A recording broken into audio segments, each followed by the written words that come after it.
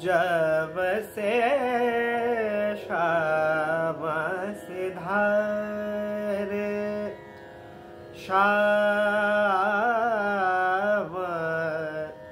सिधारे सिधारे जब से शाम सिधारे।